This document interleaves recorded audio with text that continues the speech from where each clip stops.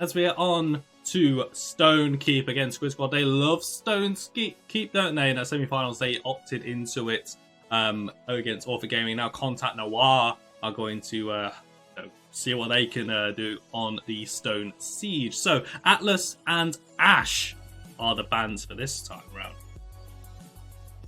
Yeah, this doesn't surprise me. I mean, despite the loss, Atlas is a tricky champion to play into, and Squid Squad played them well in the last game, so I think Contact Noir was smart there.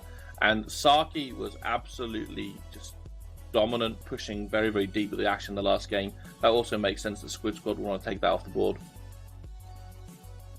Yes, of course, and Genos banned away as well. Makoa, so high amount of frontline bans coming through here, so we're going to more than likely see your standard frontline first picks in. And Contact Noir are going to go for the first pick in Nara. Khan is available, so maybe Squid Squad are going to jump on that one if they have the opportunity as well. They do also have Grover available to them, and we saw how fantastic Nelubka played in those semi-finals, so maybe the Grover is going to be making a return appearance here. Absolutely, and there's the Khan pick, as you suggested might be the case there. We've already seen Apache playing a very strong Khan game tonight. We've still got the Barrack available as well, but coming straight in with a damage pick to complement the Khan is the Bomb King pick for Squid Squad. We know that these two champions can play well together. It'll be interesting to see how that plays out. Yeah, and Daniels as well in that Stone Keep game, 128,000 damage. You want to see if he can carry that momentum in. But of course, Contact Noir are stalwart opposition.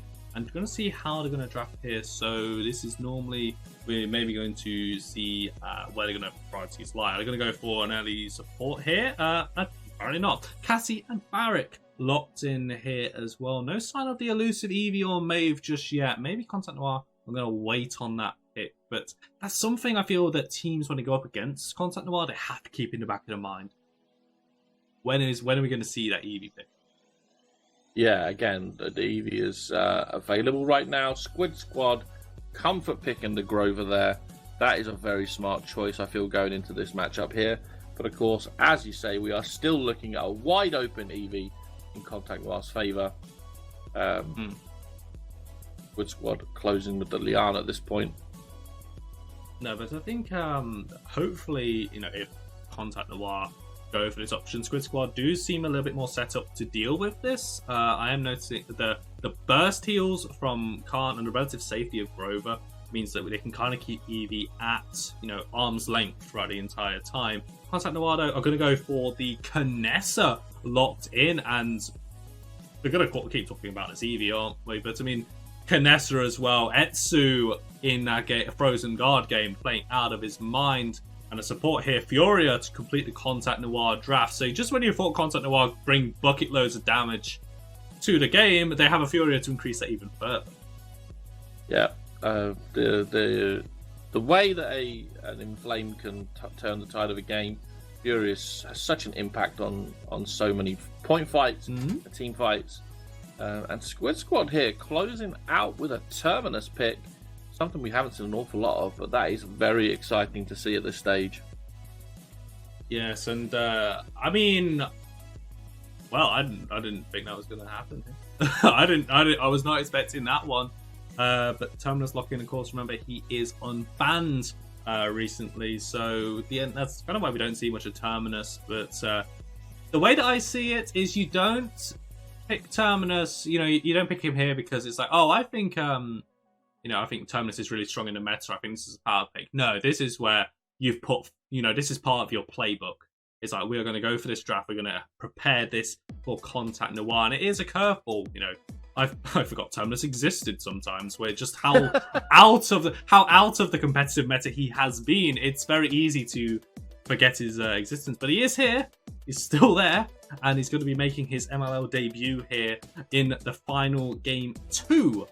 Contact Noir versus Squid Squad. We have the full drafts. Castle crashes and team smashes. It's time for the second final game of today's finals here in MLL Season 3, week number 2, between Contact Noir and Squid Squad. Let's go to the rosters. On the blue side, we have Contact Noir with Sarki on the Tinkerin Berg. first, Bruce, yeah, Bruce with Solar blessing Furia, Lachi on the steady aim Kinessa, Etsu on the impulse Cassie, and Otto on the Mother's Grace Inara. What's going on the Squids? Over on the red side, we got Apache on the Decimation Terminus. Daniels on Rule Subjects King Bomb. Oh, sorry, Bomb King. Of course, we got Cardoff on the Stormbolt Khan, Lilupka, sorry, on Rampant Blooming Grover. And of course, Maxinski, the man, the myth, the legend, on the Eminence Leon, as we follow this man in. Well, 2 out of 3.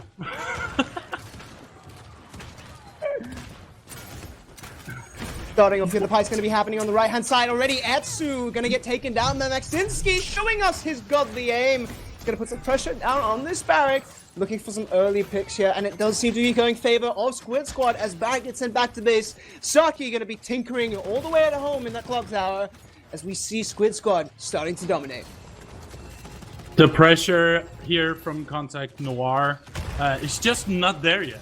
They're waiting, they're being patient, they want to group up and take the fight when necessary. And with this high ground here in Castle being controlled by the side of Squid Squad, it's going to be hard to get in. Nonetheless, it seems that Otto, he has something else to say to me. Like, hold up a second, we got this, forgot this. No worries at all. I do think that the early game pressure from Squid Squad with the Apache on this pick here, Etsu's once going to go down to this Terminus. It's just like what allowed them to get that dominance now, but Contact were not showing us that they have experience, they have skill, and they're coming back as Whirlwind gets pops for the side of Squid Squad, trying to keep this fight alive. Nalubka keeping value going here as Seismic Crash gets put down on the point. Is anything going to be found from that? Colin looking very low, does go down. Nalubka not going to be able to keep him alive. Nalubka not going to be able to keep himself alive as Laji gets a double kill. Not just an EV1 trick, this man has a godly aim on Kanessa, showing us that the flick shots, yes, they do carry over. I mean, this is just sick performance once again by Contact Noir. They showed up in week 1 with so much fervor and strength and courage, and now they're here with nothing but just anger. You can feel their anger. They wanna destroy their opponents, not beat them, destroy them, and this is why they're playing so aggressively. And this is one of the playstyles I enjoy the most, so Contact Noir is the team after my heart. Turkey gonna pop his Dome Shield right now, staying alive fairly well. Bowling Ball's gonna keep him up as they push this through. Contact Noir showing us that Barrack can be aggressive, that Inara can have an argument with Terminus because the Stone Couple is breaking apart, ladies and gentlemen. Terminus on the losing end of this, as it should be. He's gonna be sleeping on the couch tonight, ladies and gentlemen. Etsu not one to be ignored as Whirlwind gets popped out. Grover gonna be completely left alone.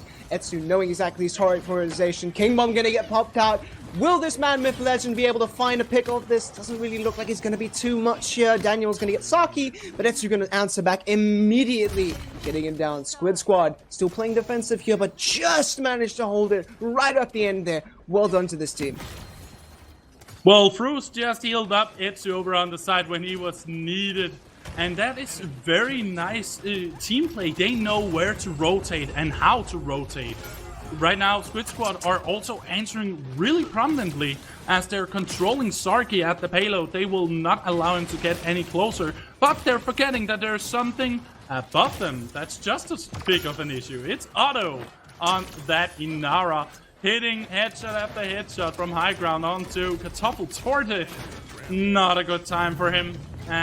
But what? Oh no, the return happened immediately with 3 kills and a conversion for Contact Noir within a second of it going the way of Squid Squad. What's going on? I think honestly right now we got a large amount of damage coming out from Contact Noir, and this is something I love to see. I love, personally myself as a tank main, I love playing aggressive in aura. It's really fun. Sadly, no treacherous drown just yet. That's not come into the meta. But we do see Inara holding damage numbers quite well against the rest of the team's counterpart. Keeping up there with Barrack, also doing his part here. Kinessa just playing lights out, honestly. And of course, how could we possibly forget? How could we forget Etsu? The man, his aim has like just been unfaltering. He's been absolutely consistent on his play as we follow him into this next game here. The fight going to be happening in keep side. Already looking out. Scott's going to get popped pretty early here. Terminus at the front of the line. That impenetrable barrier. Going to try and shield his team for as long as he can. He's going to jump in, getting that Shadowfall. Oh, that's a beautiful animation. Gets a full bar. Little things. Oh my goodness. Whirlwind comes up just perfectly on time right there. Canessa gonna pop the Headhunter, looking for this Terminus, but the barrier's up. Will Canessa be able to find anything? And it doesn't really look like it. It's gonna be a little bit of an even game here, aside from Khan getting taken out early ground. Squid Squad are holding their own here. Doesn't look like it's gonna be too one-sided of a fight, but unfortunately that's it. Etsu takes down Maxinski. And it looks like Contact Mom may be able to pull this one away from under the feet of Squid Squad. We've got to remember that Inara has almost always been on this point, or almost always made pressure for a Barrack to be on this point, despite not being there herself. And Daniels is just going to go down to the Storm Warden. It was kind of impressive to see him reanimate that dealt absolutely no damage. But that was due to Sarky just saying, whoop, whoop, whoop, whoop, whoop. As soon as that happened, he went full Zoidberg there. And that resulted in a wasted ult and a capture, because when he was alive again, who could protect him? The rest of his squad was back at base. So that was very well played of Sarky there. He was the one that wanted to take the point while the others did their thing. And that is something I can respect. A frontline that knows his objective. Please, people in my rank games, can you please remember what a frontline is supposed to do? At least sometimes.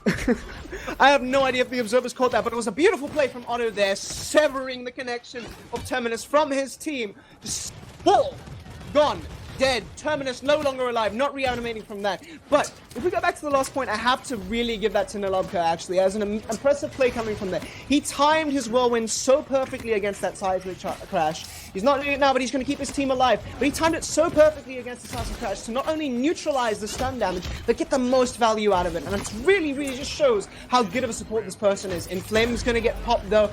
Otto playing so aggressively on this scenario. It's something you love to see. Maxinski's not going to be able to get in the spawn in time. Seismic Crash just popped out as a zoning ult. And this is heartbreaking. Squid Squad getting kept in base. Not going to be enough. In Contact, they just wiped the floor with Squid Squad this match. Unfortunate for the newcomers.